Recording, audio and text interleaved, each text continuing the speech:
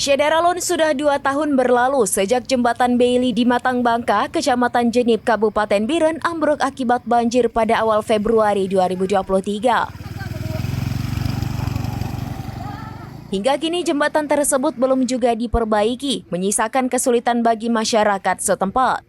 Pemerintah Kabupaten Biren pun berjanji akan mencari solusi untuk memperbaiki jembatan tersebut agar dapat kembali dilintasi seperti sedia kala.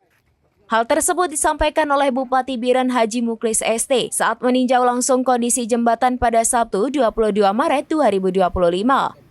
Turut hadir dalam peninjauan tersebut Kepala Dinas Pekerjaan Umum dan Penataan Ruang Biren, Fadli Amir ST. Bupati Muklis menyempatkan diri melihat kondisi jembatan yang ambruk di sisi timur, memeriksa bagian bawah struktur jembatan, serta berdiskusi dengan tim PUPR Biren. Setelah peninjauan, tim PUPR melakukan pengukuran panjang jembatan untuk persiapan perbaikan.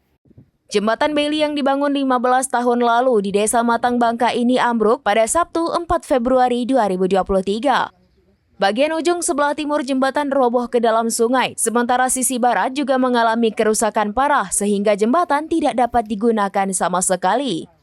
Kondisi ini menyebabkan masyarakat setempat kesulitan melintasi sungai, terutama kendaraan roda 4 yang sama sekali tidak bisa melewati jembatan tersebut. Kendati ada yang nekat melintas, hal itu harus dilakukan dengan hati-hati. Bupati Muklis mengatakan pihaknya akan segera mencari solusi untuk memperbaiki jembatan tersebut.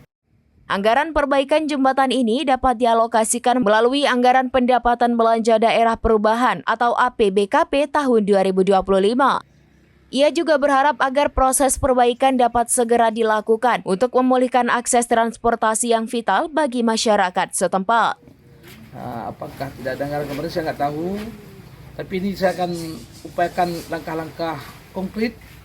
Saya akan jembatan ini harus bisa difungsikan. Ya, ini mudah-mudahan dengan di dana perubahan nanti bisa kita tangani, insya Allah. Berarti ya, akhir tahun bulan 12 harus bisa digunakan. Dari Biren, Yusmandin Idris, rambinews.com. Download Tribun X sekarang, menghadirkan lokal menjadi Indonesia.